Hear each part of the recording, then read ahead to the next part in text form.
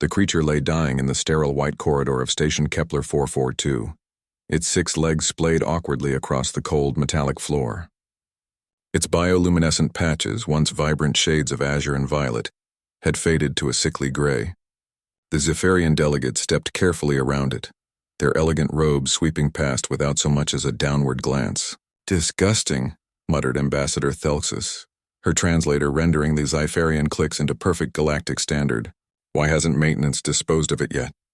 The creature was a lumith, a species bred for companionship across a dozen star systems. This particular one had belonged to a Valorian merchant who'd abandoned it 3 days ago when the station went into quarantine.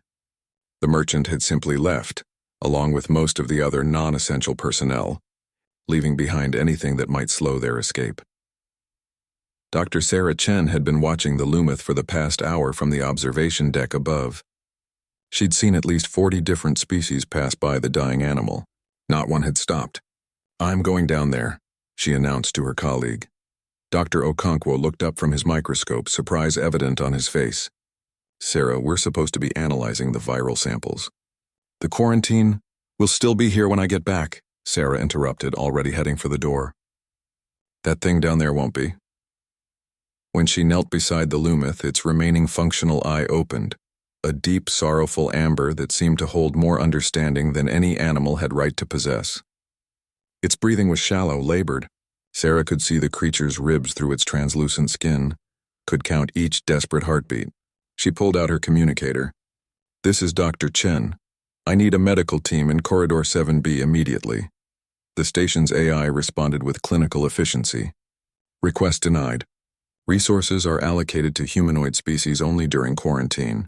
Protocols. Then get me a cargo hauler and direct me to the nearest veterinary facility." "There are no veterinary facilities on the station." Sarah clenched her jaw. Of course there weren't. She looked around at the pristine corridor, at the species passing by with their advanced technology and their casual cruelty. "Fine, medical bay then. I'm bringing it to the human section." When she lifted the lumith, it weighed almost nothing, as if abandonment had hollowed it out from the inside.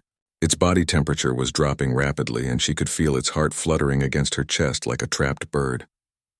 The human medical bay was a cramped, understaffed corner of the station. Humans were one of the newest members of the Galactic Council, still considered somewhat primitive by the older species. But Dr. Marcus Webb was there, and he took one look at Sarah's face and started clearing a table. "I have no idea how to treat a lumith," he said, already pulling up xenobiology databases on his tablet. "Neither do I," Sarah admitted. "But we're going to figure it out." And they did. For the next 18 hours, Drs. Chen, Webb, and Okonkwo worked with a determination that baffled the station's other inhabitants.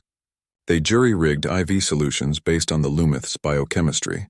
They cross-referenced medications used for Earth animals with similar physiological markers.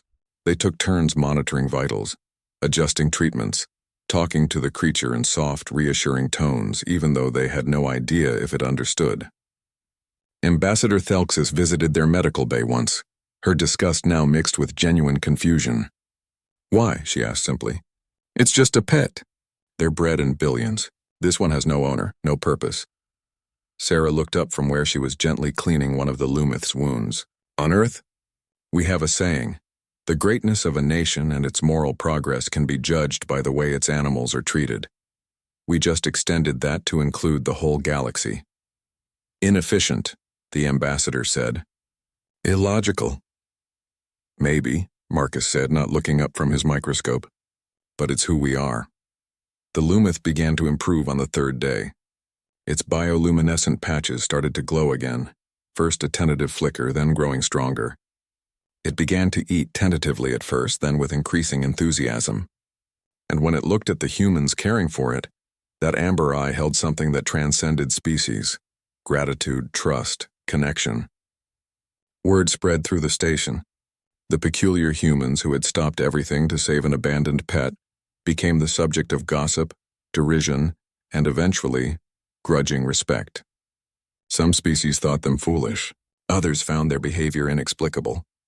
But 3 weeks later, when the quarantine lifted and life returned to normal, something had changed.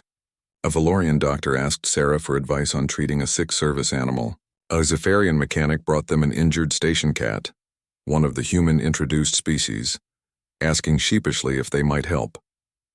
The Lumith, now named Lucky by the medical staff, became the unofficial mascot of the human section. It followed Sarah everywhere, its patches glowing in contentment, a living testament to a simple truth that humanity had carried from their distant blue planet to the stars. In a galaxy full of species that had forgotten how to care for the small, the weak, the abandoned, humanity remembered. And in remembering, they taught others something that no amount of advanced technology could replicate. Compassion had no logical reason, no efficient purpose. It was simply the right thing to do. And perhaps that was the most alien thing about humans after all. Their stubborn, illogical, beautiful insistence on doing what was right, even when the whole galaxy walked on by.